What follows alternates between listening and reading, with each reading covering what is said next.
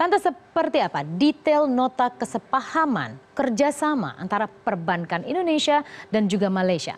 Siapa untung, siapa buntung dalam implementasi asas resiprokal kali ini? Karpet merah negeri jiran, saya ulas sebelengkap untuk Anda sore hari ini. Kita lihat bahwa setelah sekian lama, akhirnya Malaysia kali ini memberikan ruang untuk para pelaku industri perbankan Indonesia masuk dan berekspansi, berbisnis di Malaysia. Malah tetangga ya, dekat ya, tapi agak-agak susah dapat izinnya. Kita lihat ini adalah potensi Bank Indonesia di Malaysia. Berdasarkan beberapa ketentuan, ada bank yang memang berpotensi untuk memanfaatkan nota kesepahaman ini untuk berekspansi, berbisnis tidak hanya di Indonesia tapi juga di Malaysia. Jadi Anda harus tahu bahwa selama ini perbankan di Indonesia tidak bisa berbisnis sama halnya seperti Bank Malaysia masuk ke Indonesia. Tidak, belum dapat izin untuk ke Malaysia. Dan ini adalah bank-bank yang berpotensi untuk masuk dan memanfaatkan asas resiprokal ini. Resiprokal sendiri merupakan sebuah asas kesamaan berbisnis antara pelaku industri di suatu negara dengan negara lain. Jadi resiprokal, sama. Bisa kita dua-dua. Dan ini adalah bank, dan yang menarik adalah bank-bank yang memang mungkin untuk melakukan hal tersebut adalah Bank Buku 4 dengan aset di atas 30 triliun rupiah. 30 triliun rupiah aset bank tersebut maka boleh. Karena itu merupakan salah satu syarat. Saya akan ke slide khusus persyaratan nanti untuk menjelaskan pada Anda. Tapi yang pasti Bank Mandiri berpotensi, Bank BNI, kemudian Bank BRI, dan Bank BCA. Bank-bank Buku 4 ini berpotensi untuk masuk. Dan mayoritas 3 diantaranya adalah bank plat merah, hanya BCA sendiri yang akan swasta. Tapi yang menjadi pertanyaan kemudian, apakah bank-bank tersebut akan mau ke sana? Beberapa informasi kemudian juga artikel yang saya baca menyatakan bahwa yang sudah akan siap untuk masuk ke Malaysia adalah Mandiri. Saya belum mendapatkan konfirmasi resmi dari BCA, kemudian BRI dan juga BNI. Jadi belum, jadi hanya Mandiri tampaknya sejauh ini yang akan membidik pasar Malaysia dengan memanfaatkan nota kesepahaman ini. Saya ke slide selanjutnya, ini adalah yang menarik. Anda tahu bahwa ternyata Indonesia mendapatkan di tahun 2016 untuk asas resiprokal tersebut. Ternyata Malaysia, negara tetangga kita yang hanya 1 jam mungkin jaraknya dari Jakarta dengan menggunakan pesawat terbang, sudah terlebih dahulu masuk ke Indonesia. Mereka sudah berbisnis melalui bendera CIMB Niaga dan juga MyBank. Anda mungkin CIMB Niaga Anda tahu sekarang, tapi dulu mungkin Anda tahu ada Bank Niaga, kemudian Anda tahu ada Lipo Bank. Itu adalah 2 bank yang kemudian diakuisisi dan dilebur ke dalam CIMB Niaga. Bank Niaga sendiri diambil pada tahun 2002, kemudian Lipo Bank di tahun 2007, dan sekarang berkembang dengan 536 cabang di seluruh Indonesia dengan 3.514 ATM yang tersebar di tiap wilayah di Indonesia dan memperkerjakan 13.000 lebih karyawan di dalam negeri. Yang menarik adalah bahwa ternyata mereka sudah masuk ya ke Indonesia. Kita baru sekarang. Kesian ya Indonesia ya. Kenapa lama ya dapatnya ya? Saya juga nggak tahu apa yang salah ya. Lalu kemudian kita lihat bagaimana dengan MyBank. MyBank sendiri mengakuisisi BI, mungkin Anda ingat BI, dan kemudian menggantinya menjadi MyBank. Dia mencaplok BI, kemudian dia berbisnis dengan nama MyBank dengan 648 cabang, 1.628 ATM dan 10.966 karyawan. Apa yang coba saya gambarkan di sini? Masifnya Malaysia masuk ke Indonesia. Baru kemudian kita mendapatkan hak yang sama di tahun 2016, man. 2002 ke 2016 kita punya gap 14 tahun. Bisakah kita mengejar Malaysia yang sudah begitu besar masuk berbisnis ke Indonesia?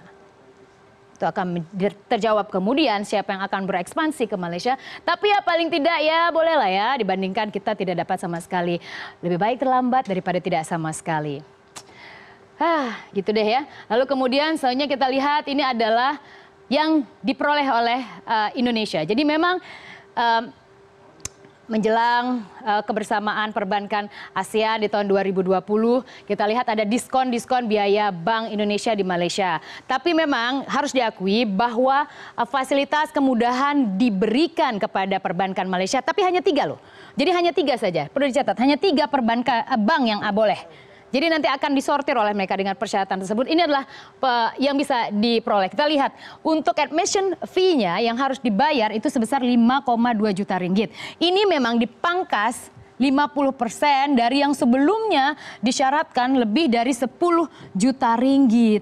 Jadi Anda lihat, oke, saya baca sedikit bahwa sebelumnya itu adalah 10,4 juta ringgit. Jadi 10,4 juta ringgit yang diharuskan kalau perbankan Indonesia mau di sana. Jadi perbankan asing namanya. Indonesia termasuk asing kan bagi Malaysia. Tapi kalau sekarang setelah MOU ini kita hanya bayar separuhnya 5,2 juta ringgit.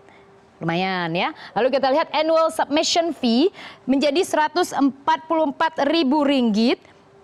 Dan untuk submission fee ini memang lebih tinggi dibandingkan tarif yang dikenakan untuk bank-bank asing di Malaysia, yaitu sebesar 84 ribu ringgit. Ya lumayan lah ya, hampir 50% kita dipangkas. Jadi memang diberi kemudahan oleh negeri jiran. Lalu kita lihat ini adalah penarikan biaya ATM. Bila bank asing itu dikenakan biaya, jadi setiap Anda transaksi ngambil uang ataupun juga bertransaksi apapun, membayar, transfer, itu Anda dikenakan 4 ringgit per transaksi. Jadi dianggap bank asing sebelumnya. Namun saat ini untuk Bank Indonesia yang akan masuk ke sana, kalau untuk penarikan via ATM hanya dikenakan separuhnya, 2 ringgit saja. Hanya 2 ringgit. Dan kalau misalnya nanti bank-bank yang sudah masuk ke Malaysia tersebut, Bank Indonesia memiliki lebih dari 160 ATM, itu hanya dikenakan 1 ringgit. Jadi 1 ringgit transaksinya pasti akan membuat konsumen, oh saya pakai bank ini dong. Tapi jangan lupa investasi infrastruktur ATM juga harus dikeluarkan oleh perbankan tersebut. Jadi memang ada investasi baru kemudian kita memikirkan return ya. Lalu kemudian biaya transfer antar bank itu 0,5 ringgit per transaksi. Ya, ini 0,5 ringgit per transaksi. Ini penting. Mengapa ini penting? Mengapa transfer antar bank menjadi penting? Saya akan bawa Anda ke slide ini. Apa sih pentingnya kita? Oh oke, saya jeda sedikit. Sebelum ke sana, kita lihat ini adalah, saya lompatkan saja. Saya akan ke sini terlebih dahulu. Oke. Ini dia.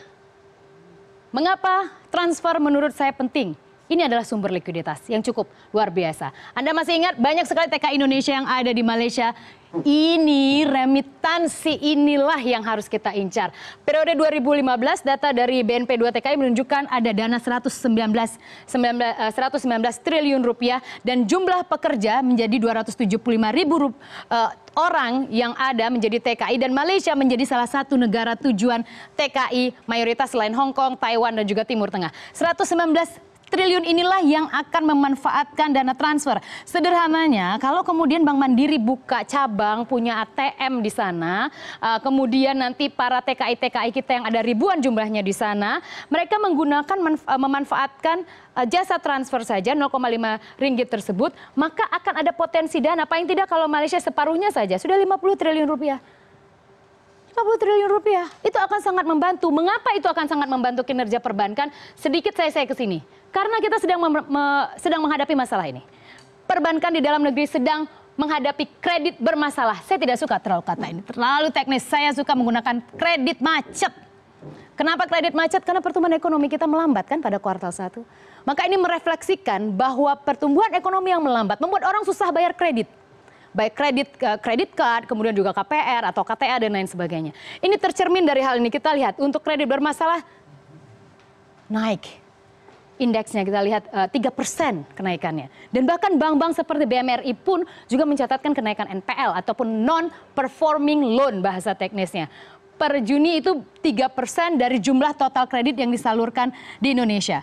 Tidak hanya itu, penyaluran kredit sudah melambat, juga menghadapi kredit macet yang harus diwaspadai. Jadi memang dan salah satu faktor pembilang untuk mendapatkan angka 3% adalah likuiditas.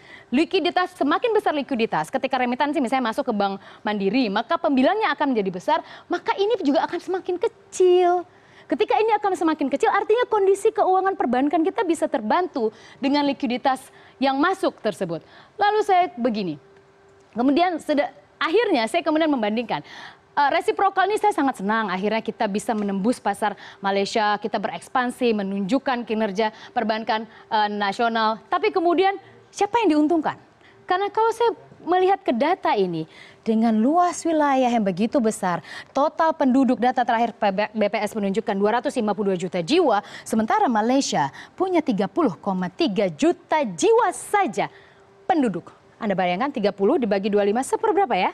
Oke, 30, 300, hampir 100, 1/8 saja penduduk Malaysia.